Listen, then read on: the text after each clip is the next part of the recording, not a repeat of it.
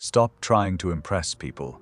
It's pathetic. You think you're showing confidence, but you are actually triggering a biological disgust response. Effort is not attractive.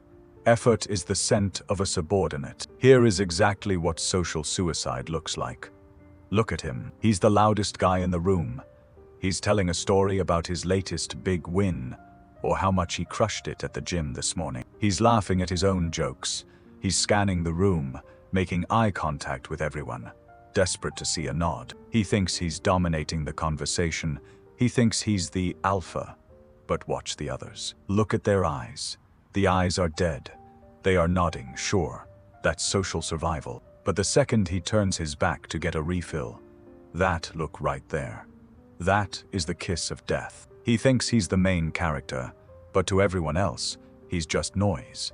He smells like need. He is broadcasting a signal that screams, "Please tell me I matter. Please tell me I'm good enough." It's pathetic. And deep down, you're terrified that you look exactly like him. Now, shift your focus. Look at the person in the corner. They aren't performing. They aren't trying to impress anyone with their resume or their car keys. They are quiet, still. But when they finally speak, the noise in the room dies down. People lean in. They don't just listen, they obey. Why? Because the loud guy is playing a game of addition, trying to add value to prove his worth. The quiet guy is playing a game of architecture. He isn't asking for your approval.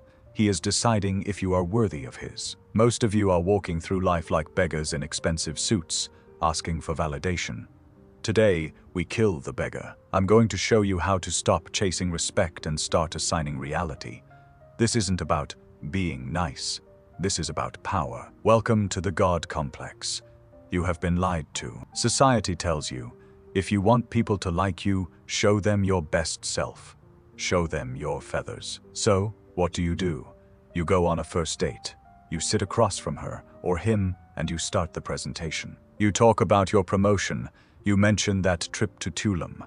You subtly drop how much you bench press. You think you are building value. Wrong. You are triggering their spam filter. Think about it. Who tries this hard to sell you something? Telemarketers, scammers, desperate people selling cheap junk. When you list your achievements, you aren't proving you are high value. You are proving you are insecure. You are sub-communicating a deadly message. I don't think I'm enough. So here is a list of reasons why you should accept me. You are qualifying yourself to them. In that moment, you hand them the judge's gavel. You are the defendant. They are the jury. High-status people do not advertise. Does a Ferrari run TV commercials? No. Does a lion roar to prove it's a lion? No. It just walks into the room and the gazelles clear the path. Here is the evolutionary truth.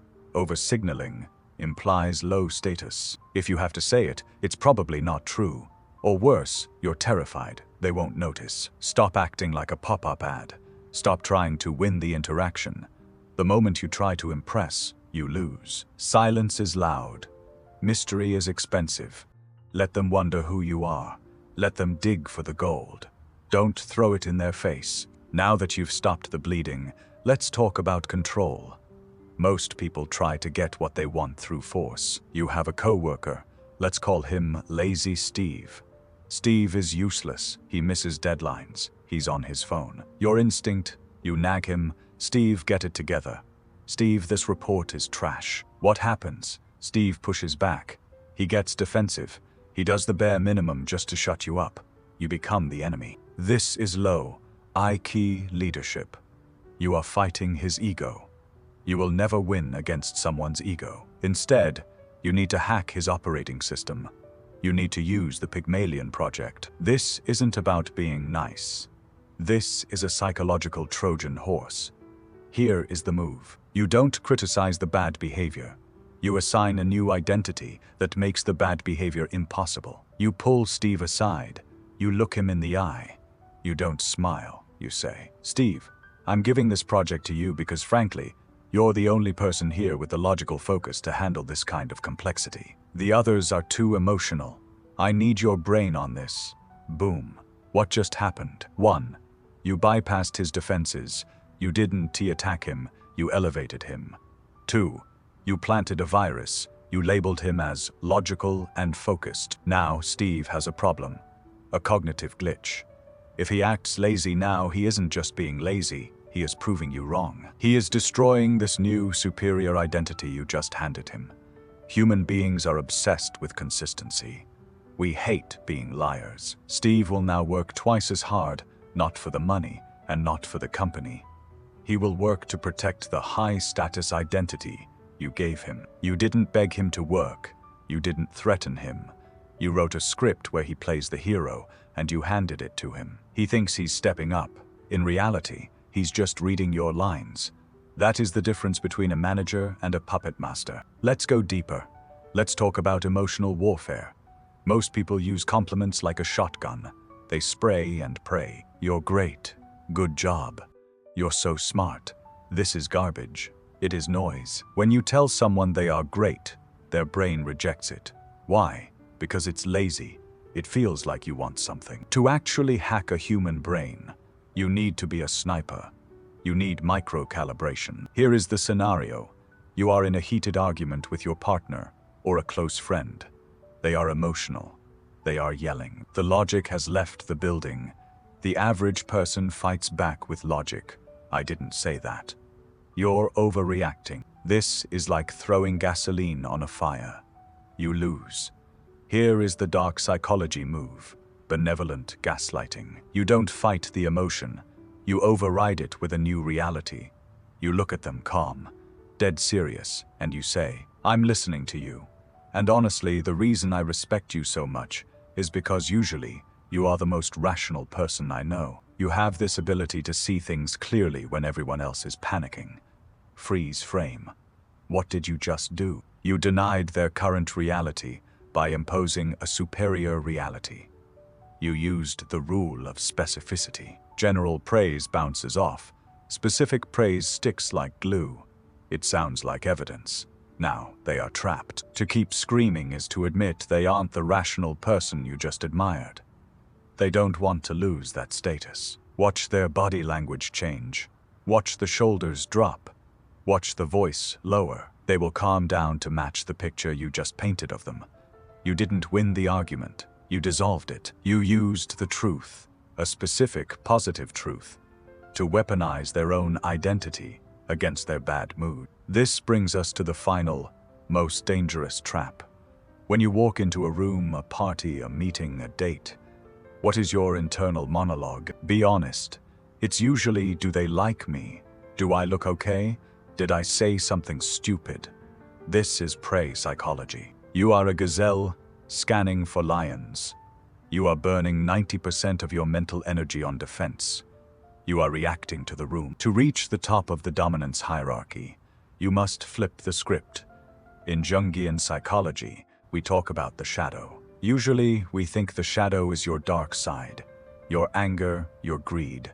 But there is also the golden shadow. These are the qualities you refuse to see in yourself. Your power, your charisma, your authority. So you project them onto other people. You think they are the special ones. Stop that. Here is the shift. From now on, when you walk into a room, you are not the prey. You are the talent scout.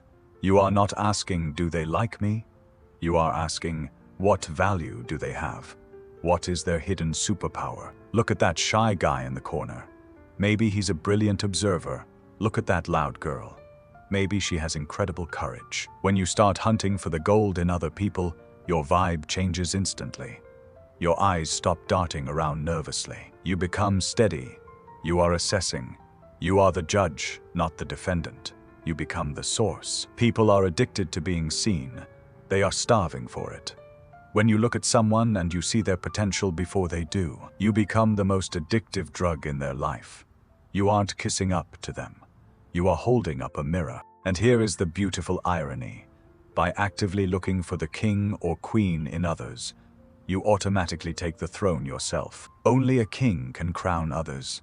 You stop needing their validation because you are too busy dispensing yours. The dynamic flips. You are no longer chasing the world.